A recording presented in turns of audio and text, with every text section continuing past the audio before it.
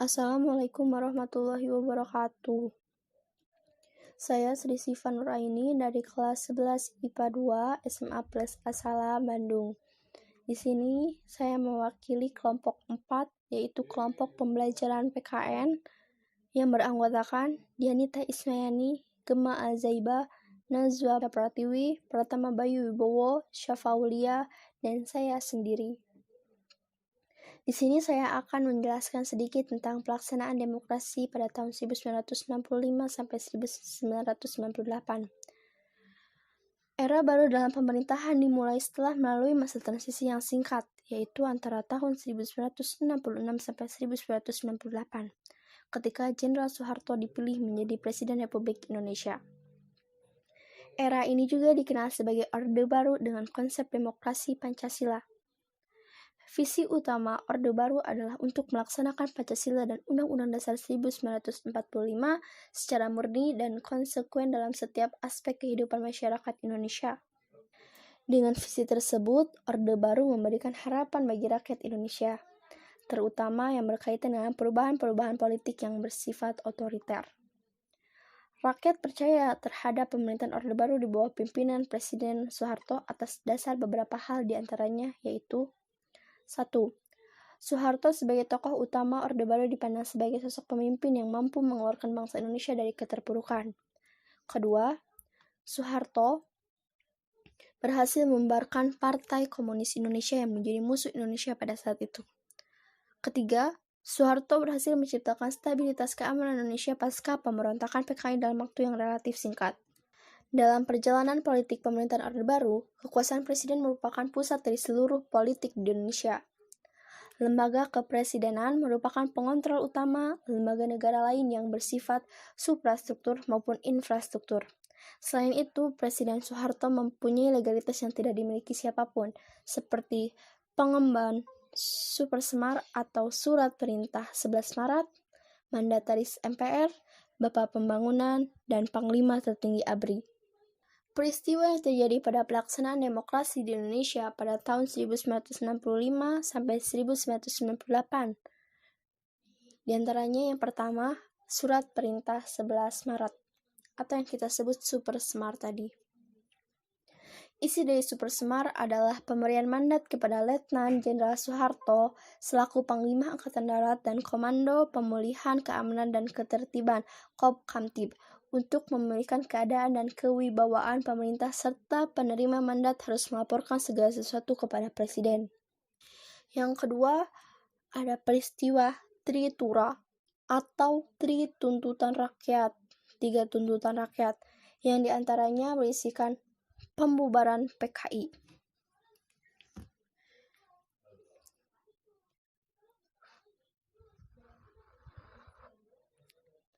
Hal ini bermula dari lambannya pemerintah menindak tragedi berdarah Gerakan 30 September 1965 yang dituduhkan terhadap partai pimpinan DN Aidit.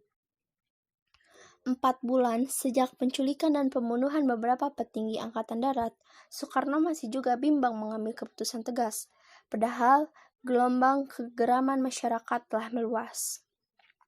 Oleh sebab itu, para pemuda Indonesia dan mahasiswa di Indonesia, terutama di Jakarta, yang sebelumnya sudah memiliki organisasi kemahasiswaan yaitu Perserikatan Perhimpunan Masyarakat Indonesia atau PPMI, akhirnya terbelah dua.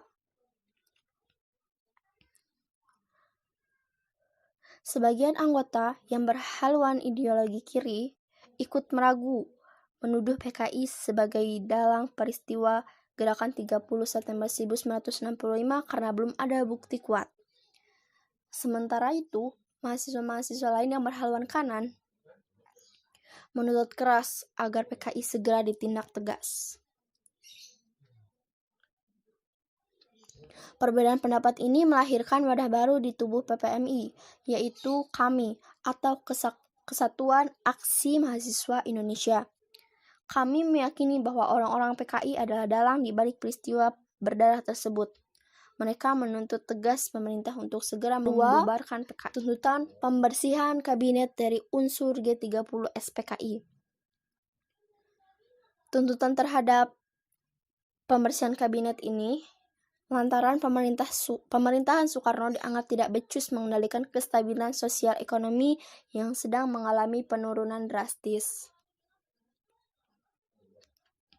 Perombakan ini juga dituntut karena di tubuh kabinet tersebut terdapat orang-orang PKI, padahal sebagian masyarakat saat itu menghendaki agar orang-orang PKI segera dibersihkan dari pemerintahan. Yang ketiga, tuntutan penurunan harga atau perbaikan ekonomi. Hal ini disebabkan karena kesalahan fatal kebijakan ekonomi pemerintahan Soekarno. Presiden Soekarno mengeluarkan Peraturan Presiden Nomor 27 untuk mengatur kembali mata uang rupiah yang diumumkan pada 13 Desember 1965. Peraturan ini merupakan inisiatif dari pejabat kabinet yang mendevaluasi rupiah dari kurs 1000 menjadi 1. Tindakan ini terpaksa diambil karena di kebijakan fiskal uang sudah meningkat 5 kali antara tahun 1964 dan 1965. Salah satu aktivis mahasiswa dari jurusan Sejarah Fakultas Sastra Universitas UI mencatat tarif kendaraan umum rata-rata dinaikkan sampai 1000%. Bahkan beliau menyebutkan bahwa harga bensin dalam setengah bulan naik dari Rp400 menjadi Rp1000. Akibatnya tarif angkutan umum naik tinggi. Akumulasi dari berbagai masalah tersebut menjadikan masyarakat kian geram. Akhirnya pada 10 Januari 1966, ribuan mahasiswa bergerak ke gedung Sekretariat Negara, memprotes ketidakstabilan negara dan menyuarakan 3 tuntutan Tritura itu. Organisasi-organisasi yang turun demonstrasi tersebut antara lainnya yaitu KAMI yang didukung penuh oleh Tentara Nasional Indonesia. Oleh pemerintah, unjuk rasa tersebut disambut dengan panser, bayonet, serta semburan gas air mata. Tuntutan mahasiswa belum juga dijawab. Demonstrasi terus terjadi sepanjang tanggal 10-13 Januari 1966 hingga desakan Tritura sampai ke Presiden. Lambannya respon pemerintah menjadi tuntutan demonstrasi melebar hingga terdengar desas-desus untuk menurunkan Soekarno dari jabatan kepresidennya. Akibat pada 21 Februari 1966, Soekarno akhirnya mengumumkan reshuffle kabinet barunya. Namun hal ini malah kian memanas suasana karena masih ada beberapa tokoh berhaluan kiri di dalam tubuh kabinet tersebut.